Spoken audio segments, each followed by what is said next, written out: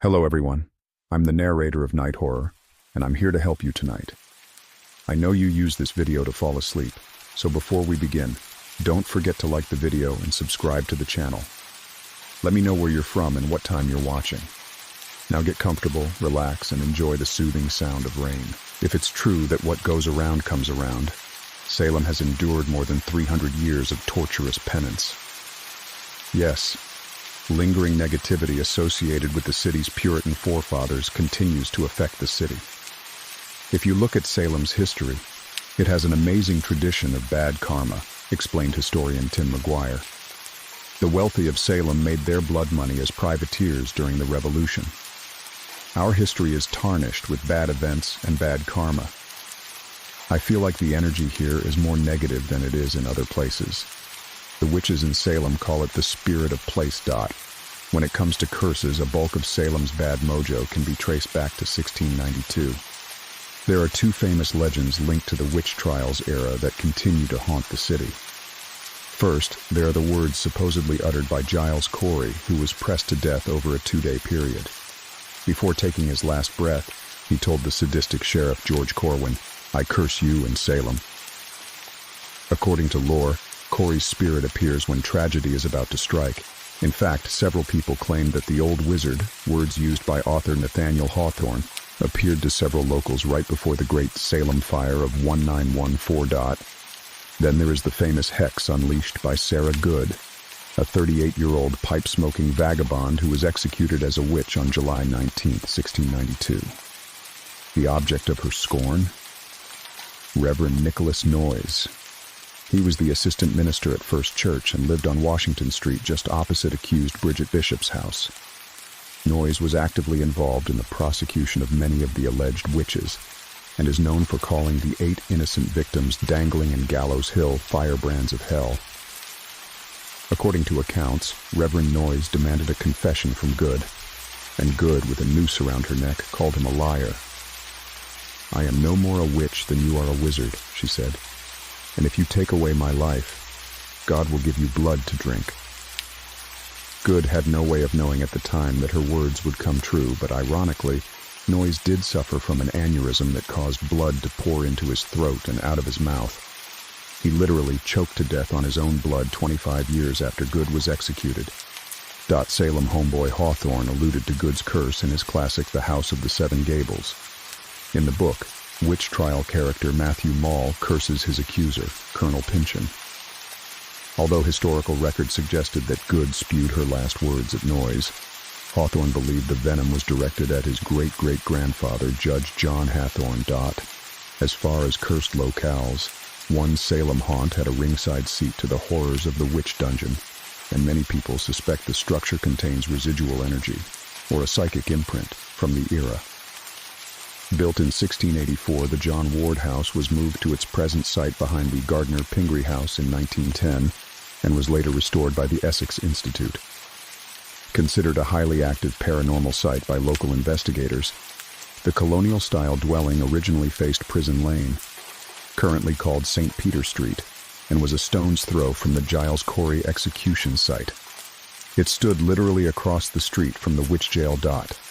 Some believe those accused of witchcraft were taken to the wood frame and clapboard structure to be stripped and searched for witchery marks or skin anomalies like warts or moles, before being tortured emotionally and physically with needles and a bevy of 17th century torture devices. For the record, family members of those accused were tortured as well. John Proctor, while waiting to be executed, talked about the interrogation of Martha Carrier's sons, who would not confess anything till they tied them neck and heels and the blood was ready to come out of their noses. Proctor wrote. While local taverns were mainly used for interrogations, some historians believe the Ward House was also a regular interrogation spot because of its proximity to the witch dungeon. As far as paranormal activity, employees of the Peabody Essex Museum, PM, who used the historic house for storage, claim to hear disembodied screams from the past, perhaps from the victims allegedly tortured there. Investigators and visitors have snapped photos through the windows of full-bodied apparitions of what appear to be frightened spirits begging for help. Built in 1684, The John Ward House was moved to its present site behind the Gardner Pingree House in 1910. During the witch trials hysteria, it was literally across the street from the dungeon and is reportedly haunted by tortured spirits from Salem's past appearing as if they're begging for help. Photo by sambaltrusis.cursed? Perhaps. The John Ward House is one of many haunted hotspots in Salem with supposed ties to the deadliest witch hunt in American history. If history repeats itself, then destructive fires are a recurring theme in Salem's cursed past. On February 22, 1982, the Salem National Guard Armory on Essex Street was destroyed by arson, and the nearby Masonic Temple building was severely damaged. The fiery February was the worst Salem had seen since the epic fire of 1914, reported the Salem News in a retrospective article titled, "A Nightmare Remembered. Calling." The 5-alarm arson fire of 1982, a nightmare is an understatement. An earlier blaze, 2 days before the armory arson, claimed the life of Salem firefighter Raymond McSwiggan. The veteran collapsed at the scene on Washington Street. Meanwhile, the police headquarters formerly on Central Street was mysteriously doused with gasoline while lit matches were found nearby. Fortunately, the arsonist couldn't ignite the gas. However, a state of emergency was declared throughout the city in the days leading up to the fiery grand finale. In early 1982, Salem was on edge. We were still feeling the loss of firefighter McSwiggan. While we were at the armory fire, we had the call about the Masonic building. None of us had ever experienced that type of thing before, said Deputy Fire Chief James Lynch in the Salem News Report, adding that the fire was like a scene right out of a movie. A very, very serious event in the history of the city went on that day. After a massive investigation, officers arrested 24-year-old Clement Levine, a local troublemaker with a history of criminal activity. Oddly, he stole items from the armory and kept them in a briefcase he carried around with him. Levine was found guilty and served time in prison. Built for the 2nd Corps of Cadets in 1908, the castle-like structure on Essex Street was the go-to place for charity balls, political events, and graduations. The armory also hosted professional wrestling matches and rock concerts. Presidents have visited the Salem National Guard Armory, including William Howard Taft on October 4, 1912. He dedicated a bronze tablet, and thousands, including 120 survivors from the Civil War, attended the ceremony. Franklin D. Roosevelt made a campaign pit stop on November 1, 1933, and a crowd of more than 5,000 gathered around the huge structure. During his speech at the armory, Roosevelt said he visited the city often when he attended Harvard. "How great it is to be back in Salem again," he said to the crowd of supporters. The former drill shed was turned into the Salem Visitor Center in 1994, and the turreted structure was demolished 6 years later. The area in front of the center on New Liberty and Essex Streets was turned into Armory Park, a memorial honoring the veterans of Essex County. Vacant for almost 20 years, crews had a difficult time tearing down the armory's walls. Construction cranes continued to mysteriously shut down during the demolition process, and some believe the ghosts of the armory's vibrant past didn't want the decade-old structure torn down. "There is a residual haunting of a soldier keeping guard at the armory," said Sarah Frankie Carter, a Salem-based tour guide. "He's a non-interactive, full-bodied apparition walking back and forth as if he is protecting the former structure." According to paranormal experts, the armory haunting is known as a spirit-level recording, or residual haunting, that replays over and over again like a videotape. How and why past events are recorded and replayed repetitiously is not understood, speculated Lauren Forcella of the Paranormal Network. Whatever the actual mechanism, it apparently possesses longevity, as the encore performances of a haunting can continue for decades or longer. Generally, the haunting is a fragment or portion of an actual event. Adam Page, a Salem-based investigator and former case manager with Paranormal Salem, said he's seen photographic evidence suggesting the area near the Armory Park is extremely active. "We've captured what looked like a modern-day soldier helping a girl cross the street," he said. "It's hard to tell what era this full-bodied apparition is from, but he looks fairly contemporary based on photos I've seen." Page said that not all hauntings in Salem are linked to the witch trials or the fire disaster. An energy can burn itself into a building, and it doesn't have to be negative, he continued. It can be happiness. If someone felt safe at a certain location before they passed, perhaps their energy is imprinted into the stone dot. As far as the ghost of the Salem National Guard Armory, it could be related to a recent declaration by President Barack Obama. On January 10, 2013, he signed an executive order designating Salem as the birthplace of the U.S. National Guard. The country's early regiment of citizen soldiers, called the First Muster, formed in the Salem Common in 1636. Volunteers from the Massachusetts National Guard gather annually on April 2nd to pay homage to Captain Stephen Abbott, founder and first commander of the 2nd Corps of Cadets. He passed in 1785 and is buried at St. Peter's Church. Every April, hundreds of soldiers commemorate the sacrifices made by their peers, beginning with the American Revolution and continuing today with military operations overseas. Page described the uniform of the soldier spirit keeping guard in front of the former Salem Armory building.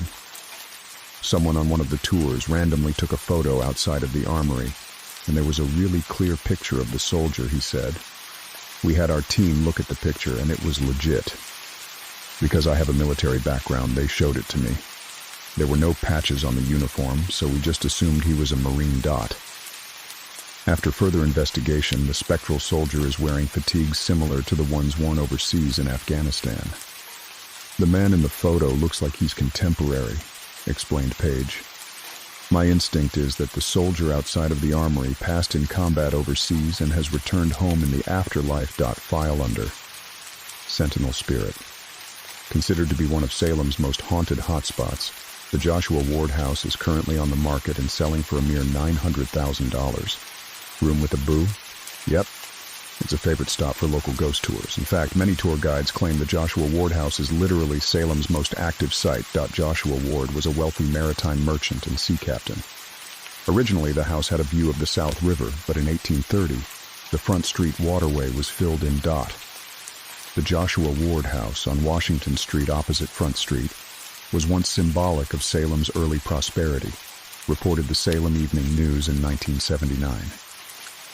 When George Washington visited the city in 1789, he asked to stay at the house, then only a few years old. For the record, the white statue peeking out of the building's second floor isn't a mysterious specter. It's a bust of our first president to commemorate his short stay in the city. Oddly, Washington opted for late October when he visited Salem. Yep, he was 200 years too early for the city's haunted happenings festivities. Listed on the National Register of Historical Places in 1978, the 3-floor Federal-style building had a stint as the Washington Hotel in the late 19th century. It stood vacant for years and was restored in the late 70s. When Carlson Realty moved into the historic house, mysterious events started to occur. Chairs, lampshades, trash cans, and candlesticks would be found turned upside down when the staff arrived in the morning. Papers were strewn on the floor and candles were bent in the shape of an S. One of the offices on the second floor is ice cold, which is a telltale sign of paranormal activity. Why would the Joshua Ward House be haunted? The house was built on the foundation of Sheriff George Corwin's old house, and many believe the venerated sheriff's spirit lingers at the 148 Washington Street locale. In fact, his body was buried beneath the building but was later interred to Broad Street Cemetery. Just to reiterate, Corwin was the sheriff of Essex County during the witch trials hysteria and was responsible for arresting and imprisoning over 150 accused innocents. He interrogated and reportedly savored torturing them. Also, he was known to confiscate all of the victims' possessions after they were imprisoned, and some were actually hanged at Gallows Hill. When Corwin died shortly after the witch hysteria, he was buried in the basement. Because the man was so reviled by the locals, his family feared the angered townies would dig up his corpse and tear his body into pieces. Employees of Higginson Book Company relay stories of a female ghost sighted upstairs in one of the rooms, confirmed the Salem Pioneer in 1998. Another sighting, that of the sheriff himself, was said to have been witnessed by another former book publisher. The oddest piece of paranormal evidence was a Polaroid photo shot at the Carlson Realty holiday party in the 80s. According to lore, Carlson shot a photo of what was originally described as a light-haired woman enjoying the holiday festivities. What came out of the camera was something entirely different. It's a haggard woman with translucent skin and frizzy black hair. The creepy photo made its debut in Robert Cahill's book, Ghostly Haunts, in the 80s. Producers from Unsolved Mysteries picked it up, had the photo checked out for its authenticity, and blasted it on national TV. The picture became local legend. Truthfully, the spooky snapshot looked like it could have been the later identified subject, Julie Tremblay, standing in front of a holiday wreath. Contrary to local lore, Tremblay had dark hair. In addition to the picture, there are many first-hand accounts of encounters with the witchy crone spirit. Cahill's sister-in-law told the author she saw the lady in black at the Joshua Ward house. I immediately noticed a strange-looking woman sitting in a wingback chair across the hall in another office, she claimed. The woman's skin didn't look like flesh, but was almost transparent like glass. She looked like a mannequin, just staring into space. Then there is the report of visitors experiencing a choking sensation in George Washington's former room on the second floor. People have attributed this spirit to Corwin because of his notoriously sadistic approach to the witch trials victims. All the lights were out, and upon entering it, my throat immediately tightened up, reported Cahill's assistant. It was like someone was choking me. I was being strangled, but I didn't feel any hands around my throat. Yet I felt my throat close up. According to Cahill's theory, this sort of poltergeist activity would make sense. He claimed that Corwin was known as the Strangler because of his cruel method of torture used to gain confessions. However, there is little evidence to confirm that Corwin did, in fact, strangle his victims. Based on anecdotal evidence, the entity at the Joshua Ward house doesn't like men. It seems that women actually see the lady in black, and men are often attacked. Whether it's inexplicable scratch marks on their chests, or the overwhelming sensation of being choked when entering the same second-floor room. The building's porter claimed to have been grabbed from behind by an unseen force. I could feel the hand on my shoulder, weighing me down, he told Cahill. When I turned around, nobody was there. Many believe the Joshua Ward house ghost is one of the women Corwin wrongly arrested and tortured. Yes, she's seeking post-mortem revenge. File under Phantom Menace Ropes Mansion. When it comes to the fire-prone Ropes Mansion, fact is stranger than fiction. The ghost lore associated with the 1720s-era Georgian colonial home involving Judge Nathaniel Ropes and his distant relative Abigail Ropes has been twisted over time. However, it doesn't mean the Samuel McIntyre-designed mansion isn't inhabited by the spirits of its previous owners. Known for its beautifully curated gardens and brief but memorable cameo in the Salem-based flick Hocus Pocus, the Ropes Mansion has a haunted history dating back to 1774, when the Tory-leaning Judge Ropes was mobbed by a gang of patriots who hurled mud and stones at the house. The revolutionaries wanted the judge to publicly denounce his loyalties to the British Crown. Ropes didn't respond from his bedchamber, and the 48-year-old died the following day from complications associated with smallpox. Judge Ropes's spirit reportedly still lingers in the white 18th century house.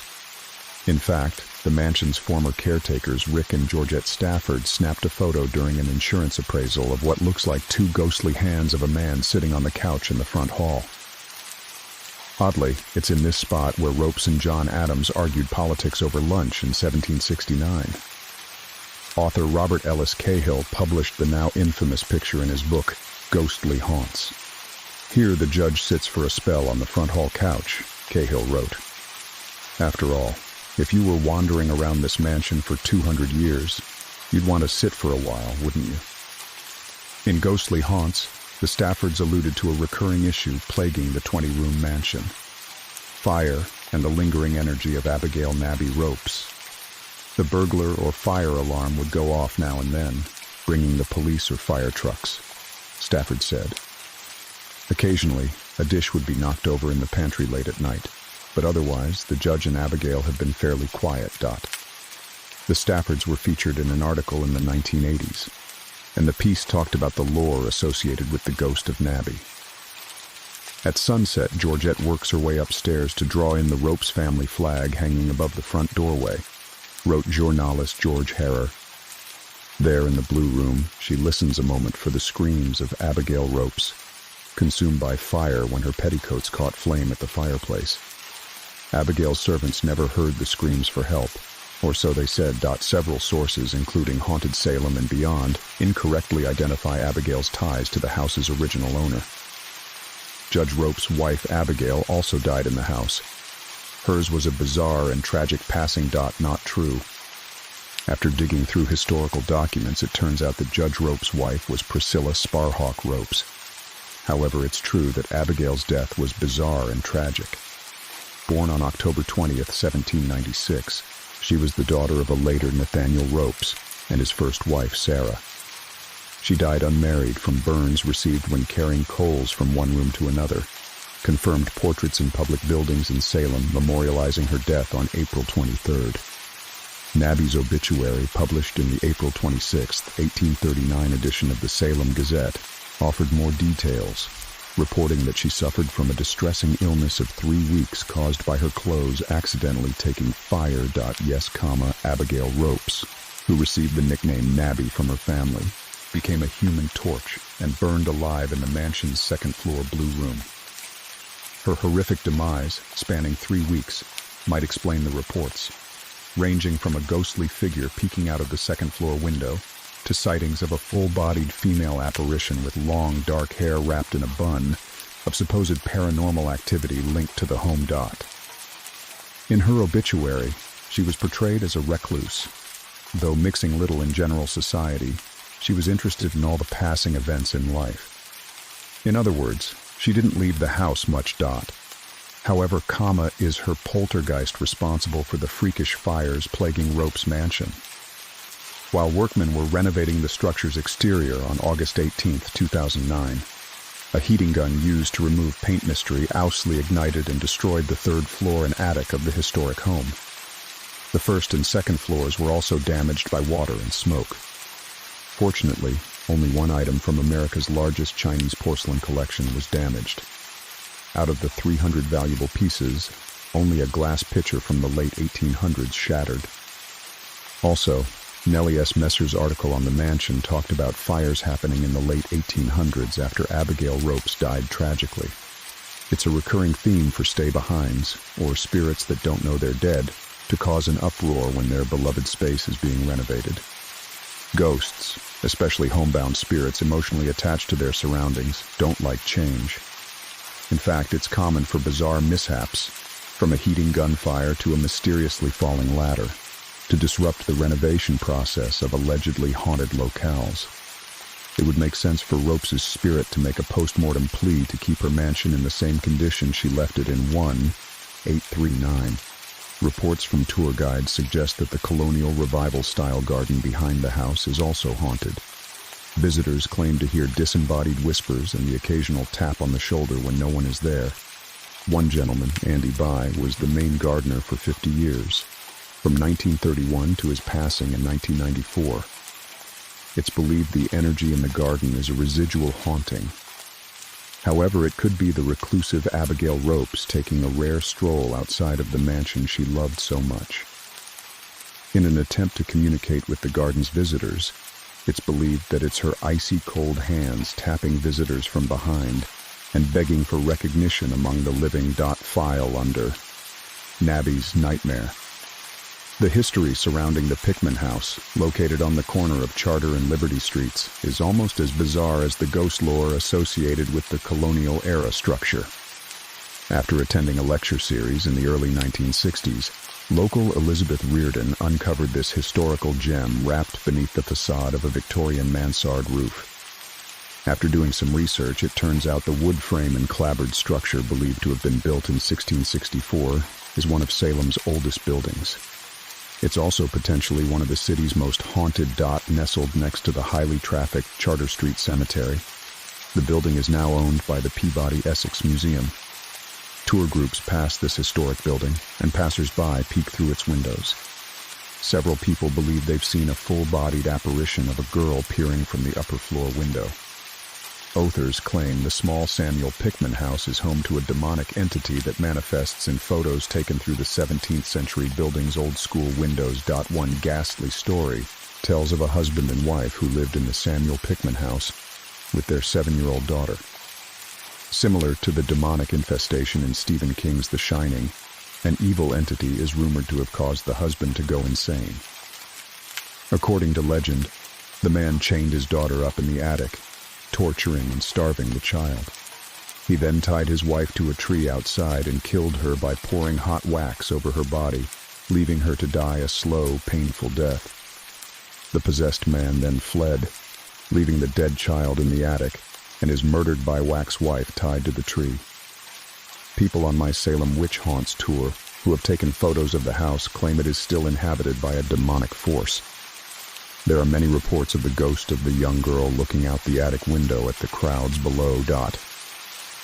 After doing exhaustive historical research, I found no real proof to suggest that the story of the murder or the supposed demonic infestation at the house is true.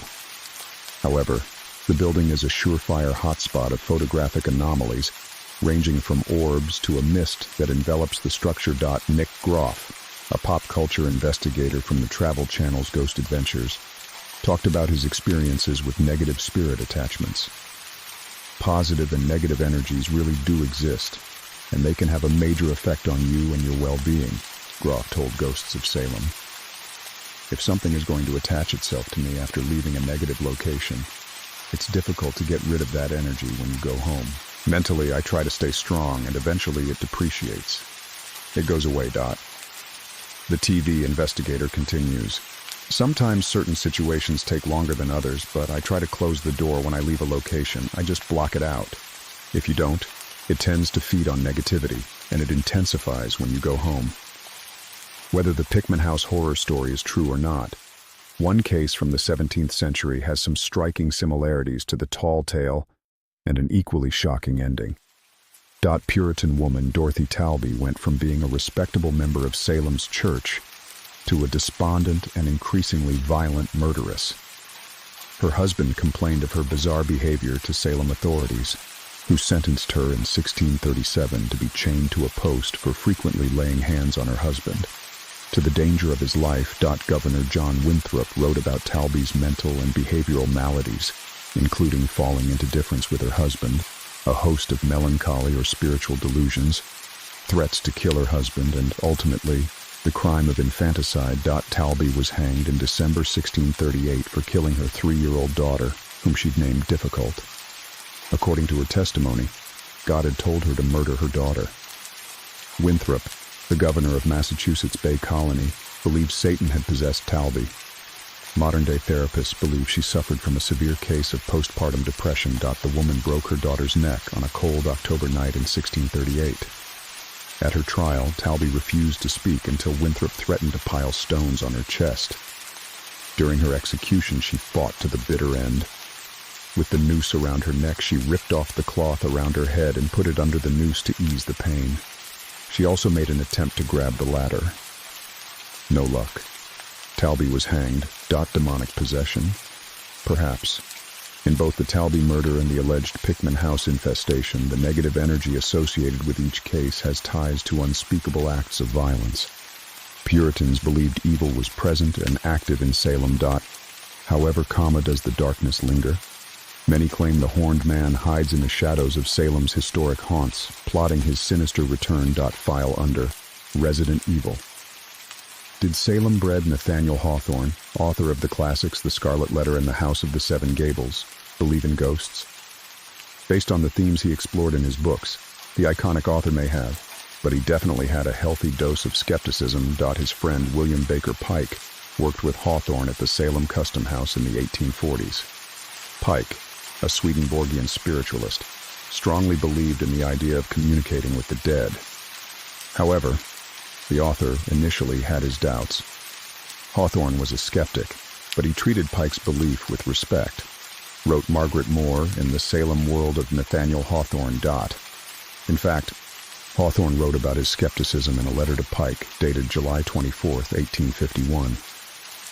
I should be very glad to believe that these rappers are in any one instance the spirits of the persons whom they profess themselves to be. But though I have talked with those who have had the freest communication, there has always been something that makes me doubt. While Hawthorne was initially a skeptic, he started to explore the possibility of the existence of spirits in his fiction. His book, The House of the Seven Gables, hinted at the supernatural with one character, Alice Pynchon, being driven mad by a spell and dying from shame. Her spirit haunted the gabled house. Also, the building's original owner, Matthew Mall, makes a post-mortem return to his ancestral dwelling in the novel. Hawthorne's skeptical tune changed later in his life. In a story written in hindsight and published posthumously, the author claimed that he had a close encounter with a haunting while hanging out at the Boston Athenaeum, a members-only research facility considered to be the nation's oldest library, founded in 1807.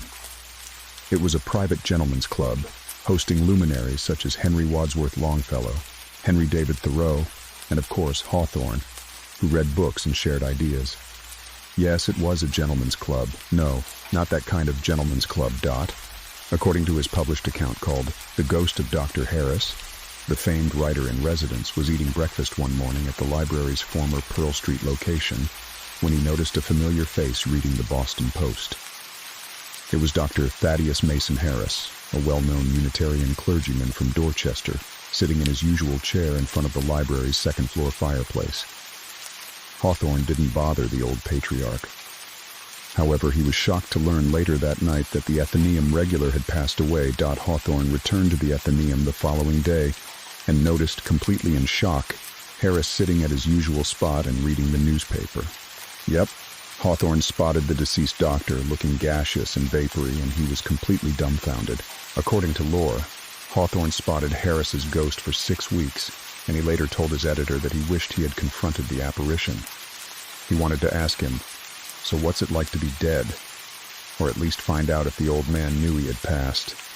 In fact, Hawthorne joked with his editor about the Harris encounter, saying, perhaps he finally got to his obituary and realized he was dead. For the record, several books on Salem's ghost lore, including Robert Ellis Cahill's Ghostly Haunts, claimed that Hawthorne's encounter with Harris was at the Salem Athenaeum. Not true. While the author frequented Salem's private library to learn about his familial ties to the 1692 witch trials hysteria, his run-in with the old man's spirit was in Boston. Currently located at 337 Essex Street, the Salem counterpart of the private library was moved around during Hawthorne's lifetime. After studying at Bowdoin College in Maine, Hawthorne returned to Salem in 1825. Hawthorne frequented the 34 Front Street location between 1841 and 1857, as well as the second floor of Plummer Hall, which is now the Phillips Library, owned by the Peabody Essex Museum. Whether Hawthorne actually believed in ghosts or merely used paranormal manifestations as a metaphorical device is a moot point. He was an inspiration for future writers, including horror author H.P. Lovecraft, who called The House of the Seven Gables one of New England's greatest contributions to weird literature. It's believed that Lovecraft's short stories, The Shunned House and The Picture in the House, were inspired by Seven Gables. Even though he spent a majority of his youth in the North Shore city, Hawthorne mused that he was invariably happier elsewhere. In fact, he and his family moved to a remote cottage in western Massachusetts after a scandalous 3-year stint as a surveyor at Salem's Custom House. After writing what is viewed as a negative depiction of Salem in the introduction of The Scarlet Letter, he traveled throughout the Boston area, returning to Salem only a handful of times in the last 14 years of his life. During a book tour in Plymouth, New Hampshire, Hawthorne died in his sleep. Even though he was buried in an area known as Author's Ridge in Concord's Sleepy Hollow Cemetery, Hawthorne's spirit lives on in Salem. More than 150 years after his death. His ghosts continue to haunt the city he both loved and loathed. There's no denying that Salem's native son, Nathaniel Hawthorne, left his imprint on the city. In the introductory chapter of his famous novel of betrayal, The Scarlet Letter, Hawthorne described finding the Scarlet A that inspired his tale in a spare room of the Custom House when he worked there as a surveyor between 1846-49. Hawthorne was evasive when journalists asked him to produce the famous Scarlet A, and later said one of his children dropped the infamous red letter into a fire dot. Whether Hawthorne's tale was true or not, the Custom House, which was built in 1819, continues to be a hot spot for tourists visiting Salem. There's a carved wooden bald eagle painted gold that sits atop the Custom House, alluding to the historic building's heyday in the early 1800s, when custom duties, not income taxes, were the primary source of government revenue. An oil painting of Elias Haskett Darby Sr., the country's first millionaire, hangs above the desk where Hawthorne worked. His view from the office space is the historic Derby Wharf, which was extended to its current length of more than 1 mile in 1806. Work on the wharf started in 1762 by its wealthy namesake Dot. Both the Custom House and the Derby Wharf are allegedly teeming with the spirits of Salem's maritime past, ranging from ghostly pirates mysteriously emerging from the water and walking around to salty sea captains whispering in the Custom House about their treasures smuggled in from overseas. Shipbuilding flourished in Salem. By 1750, the city's commerce was enmeshed with the sea, and brazen sea captains sailed their ships to the West Indies and traded lumber and fish for sugar and molasses. During the Revolutionary War, Salem was the country's primary seaport because the British had barricaded Boston and New York. By 1820, with the exception of the embargo during the War of 1812, Salem was flourishing and fast-sailing ships were built for trade with China and India. Pepper and spices were brought back and sold for an enormous profit. There was also a lot of seediness going on during this era, and many of the ghosts supposedly haunting the Custom House and Derby Wharf are tied to the darker side of Salem's golden maritime era. Pirates. Yep, Salem had them. However, they were given a less disparaging title. They were called privateers. Of course, the Derby Wharf area has a few pirate ghosts looking for their long-lost booty. So, how did the so-called privateers smuggle the goods past the custom agents? One theory is that Elias Haskett Derby's son built a series of underground tunnels in 1801, connecting the wharf and various homes and buildings scattered throughout downtown Salem. Christopher Dowgan, author of Salem's Secret Underground, weaved together a convincing history of the city's tunnels. From the various wharfs, goods were smuggled through trapdoors into the tunnels that led to the merchants' and ship captains' homes, Dowgan wrote. There, the goods were stored till they moved them to their stores on Essex Street. Speaking of the tunnels, many believe these secret underground passageways are haunted. Dowgan talked about one spooky incident near Blaney Street. I just barely lifted my cell phone from its case on my belt when the phone flew 25 feet into an open manhole, he commented, adding that the batteries of electronic devices mysteriously drain and orbs show up regularly in photos near the wharf. Visitors who are sensitive to the paranormal often report seeing full-bodied apparitions of salty seafarers walking aimlessly around Derby Wharf. Others claim to have heard footsteps when no one is there. Cold spots on warm summer days, an indication of paranormal activity, are the norm near the lighthouse at the end of the wharf. One woman felt an icy tap on her shoulder and spotted what looked like an 1800s-era fisherman who immediately disappeared when she turned around. The scene inside the Custom House is said to be equally active. While tour guides are notoriously tight-lipped about the structure's supposed hauntings, visitors have heard disembodied footsteps echo throughout the brick Federalist-style building. There are also reports of inexplicable flickering lights emanating from within the Custom House that disappear when people approach them. So, did Hawthorne believe the Custom House was haunted? Probably not. Several writers opined that the Scarlet Letter writer was creeped out by the building's spirits. Maybe Hawthorne knew a bit more about the place than he let on, wrote Thomas D'Agostino in A Guide to Haunted New England. Based on historical research, there's no concrete proof he had a close encounter there. In fact, during his stint at the Custom House, the author expressed more skepticism than belief in the existence of paranormal activity. However, he did write about spirits in his books, specifically The House of the Seven Gables, later in his career. As far as the pirate ghosts spotted on the Derby Wharf, one theory is that they're residual hauntings, or a videotape replay of the maritime action back in the early 1800s. Another possibility could be related to a tragedy involving a deadly close encounter at sea on March 6, 1869. During a torrential storm that eventually became a hurricane, a Salem-based schooner known as the Andrew Johnson had a fatal collision with a so-called hoodoo ship named the Charles Haskell. Apparently, the Haskell had a history of bad luck. In fact, one workman slipped on board and broke his neck. Also, its first captain quit before the ship's maiden voyage because he believed the vessel was cursed. According to accounts from the Haskell, the schooner rammed into the Andrew Johnson during the hurricane and ripped it into pieces. The Johnson was literally sliced open. The surviving ship's crew witnessed their peers frantically trying to stay alive. The vessel and its 10 men were engulfed by the thrashing sea.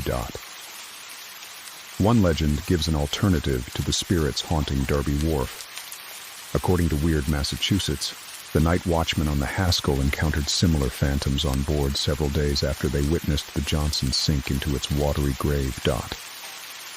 They saw dark, shadowy figures rising out of the sea, wrote Jeff Belanger.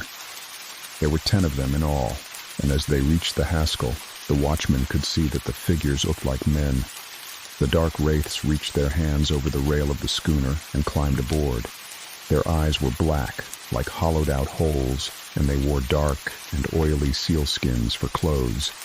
The phantoms quickly took up positions around the ship and began to go through the motions of casting lines, rigging sails, and setting the anchor. Perhaps the ghostly seafarers regularly spotted on Derby Wharf are the casualties of the ill-fated Andrew Johnson. It's said that the crew was never to be seen or heard from again, at least not among the living.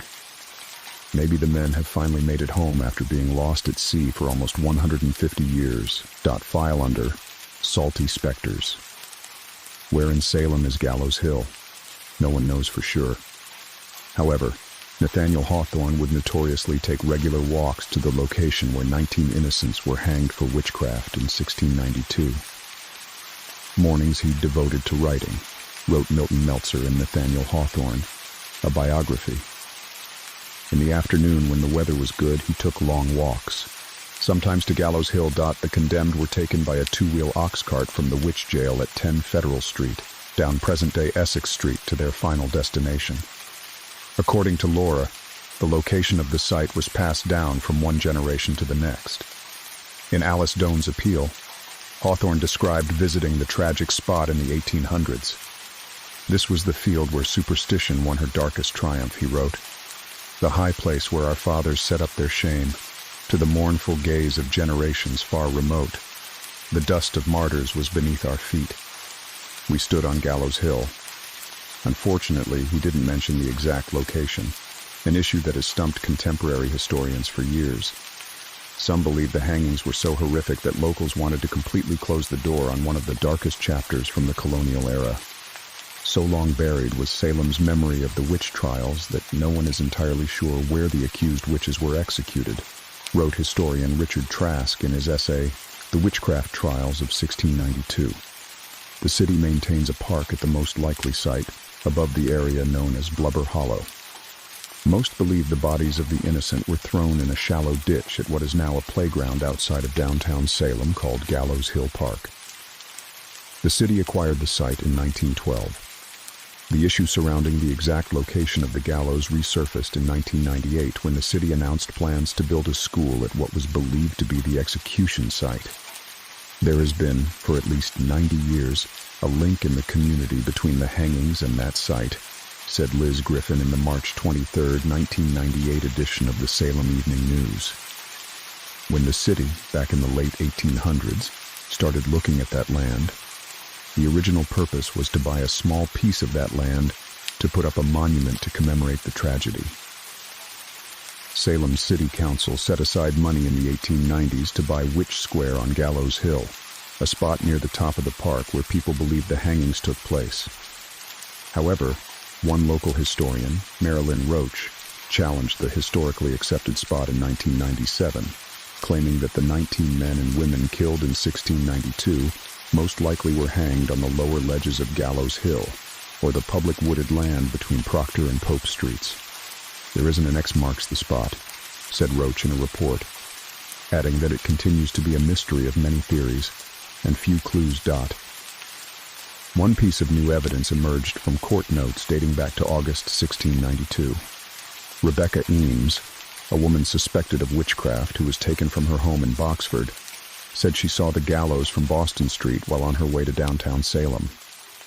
The latest theory is that the true site is behind the Walgreens located at 59 Boston Street. Paranormal investigators suggest that the ghosts of Salem's witch trials past can assist the living in their efforts to pinpoint the hanging spot. Molly Stewart, a former tour owner of Spellbound who has relocated to New Orleans, encountered a presence when conducting an investigation near the lower ledges of Gallows Hill. As Molly ventured up the hill, she at first didn't think too much of it when she heard voices, recounted Leslie Rule in When the Ghost Screams. She figured it was just a few other people out exploring, but then she spotted a hooded figure. As she stared, it vanished before her eyes. Eric Fiallo, a witch house tour guide who was recently featured on the History Channel 2's documentary focusing on a handful of Salem's alleged haunts, said he had an encounter during an electronic voice phenomenon, EVP session a few years ago. I was with a couple of friends, and we took a recording device with the hopes of capturing a voice, he said. We came to the base of the hill. One of the questions we asked was, "Are you a condemned witch?" And we picked up a distinct no. We got out of there as quick as we could, he said, pointing to a specific location in Gallows Hill Park where he thought the 19 victims were executed. Oddly, it was next to the playground with swings. It was a very slow death, Fialho continued. They would spin off the ladder and strangle to death. It's certainly a gruesome way to go. In an interview with Ghosts of Salem, Fialho said producers from the History Channel pressured him to give an exact spot where Gallows Hill is supposedly located. Truthfully, we don't really know where it is, he said in hindsight. There are so few clues. Tim McGuire from the Salem Night Tour said he's heard tons of stories associated with the area around Gallows Hill Park. There have been several suicides, said McGuire. Inexplicable stuff has happened there over the years. McGuire alluded to reports of full-bodied apparitions and phantom voices. He also talked about a series of self-inflicted deaths. In 2008, a man was found hanged from a tree near the city's water tank. Officials said it appeared to be a suicide at the time, adding there were no signs of foul play. As far as how they were executed, historians aren't sure if the actual hangings were on locust trees, which were probably not strong enough for an execution, or if the accused were hanged from traditional gallows. Contemporary accounts make clear that the prisoners uttered their last words, with nooses around their necks, from ladders, wrote Francis Hill in Hunting for Witches. When the ladder was pushed away from whatever it was leaning on, they died a slow, painful death. But whether the ladder was supported by a branch or a scaffold, the sources do not say. There is also debate about the skeletal remains of the victims. Bone fragments have been found, said a representative from the Peabody Essex Museum about an excavation at Gallows Hill Park. But we'll never really know what they were from. At least 3 victims from 1692, Rebecca Nurse, John Proctor, and George Jacobs, were brought back by relatives, salvaged in the wee hours of the night and given a proper burial. The remains of the other 16 victims, which have been the subject of rumors that they were exhumed and relocated by wealthy merchant Philip English, and other theories claiming they were buried beneath the cellar of a church in nearby Marblehead, are believed to be dumped in either a ditch or within the rocky crevices surrounding Gallows Hill Park. Based on ghost lore, hauntings have been associated with the lack of proper burial or a later desecration of the grave. Countless spirits, according to paranormal researchers, have been traced to missing gravestones or vandalism of a resting place. Perhaps the spirits reported wandering the Gallows Hill area are making a post-mortem plea for a proper burial. File under Gallows Ghosts. When asked about the alleged hauntings at the Turner Ingersoll mansion, tour guides with the House of the Seven Gables are quick to dispel the rumors. "Nope, haven't heard of any ghosts," remarked one veteran tour guide walking a large group up the now famous secret staircase to what is believed to be the structure's haunted attic. Another guide merely said that the house can get creepy at night. Meanwhile, the eyes of the Victorian-era paintings dotting the beloved inspiration for Nathaniel Hawthorne's Gothic masterpiece, The House of the Seven Gables, eerily seem like they're following the group as the tour quietly shuffles from one room to the next. No way. It's not haunted. Or is it? Several books on ghost lore list the Turner House as one of Salem's most active. However, some of the information is based purely on conjecture. Nathaniel Hawthorne, descendant of one of the witchcraft judges, was born in Salem in 1804, and always felt that the home of cousin Susan Ingersoll was haunted, wrote Dennis Hawk in Haunted Places. He put his impressions on paper in the famous horror novel whose name the house now bears. The House of the Seven Gables is considered to be one of the eeriest in a town full of haunted houses. Other stories suggest that Ingersoll, who inherited the house from her ship captain father after John Turner III lost the family fortune, has been spotted roaming the house's hallways.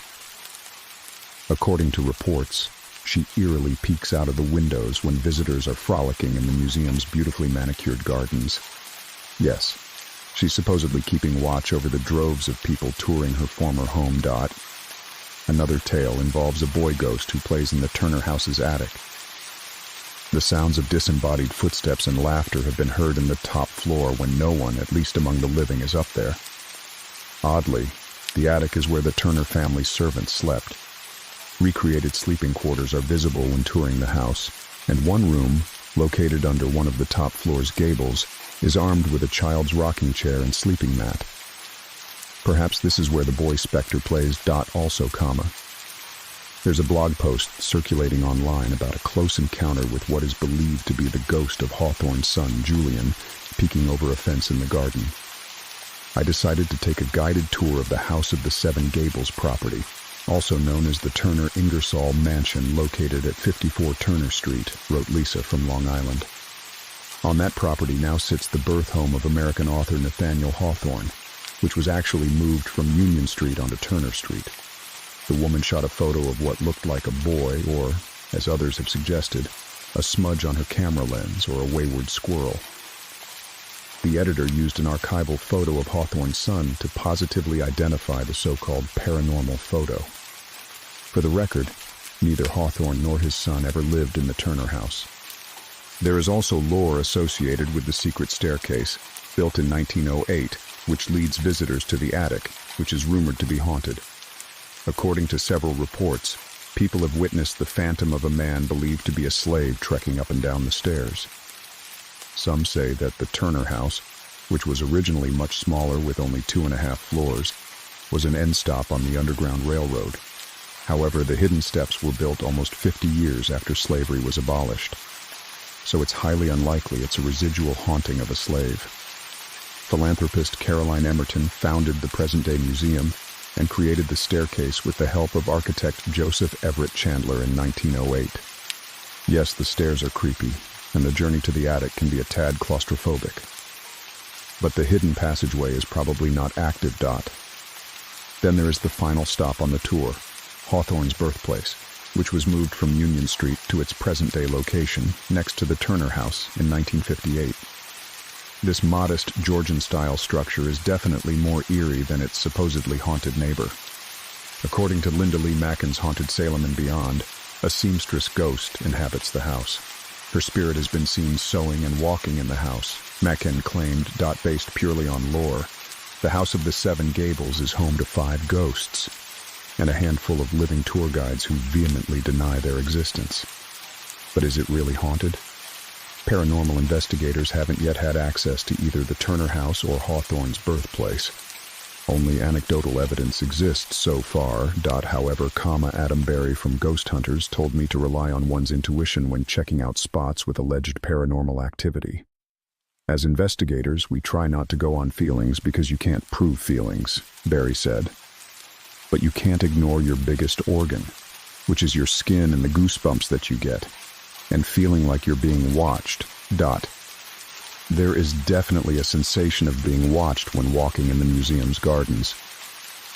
The Turner house's attic, said to be haunted by a young boy, did have a residual energy vibe to it. During one visit on a particularly windy day, the wooden gates mysteriously opened and closed for my skeptical assistant when he left the property. Also, the eyes of the paintings scattered throughout the house did seem like they were following our tour group as we moved from room to room. Haunted? Probably not. In fact, there's a whole section in Tom D'Agostino's A Guide to Haunted New England trying to convince readers that the House of the Seven Gables is free of ghosts.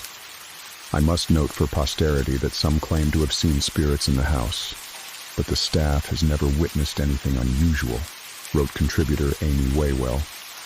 A haunting can be in the imagination of the beholder or sitting in the wings waiting for the right people.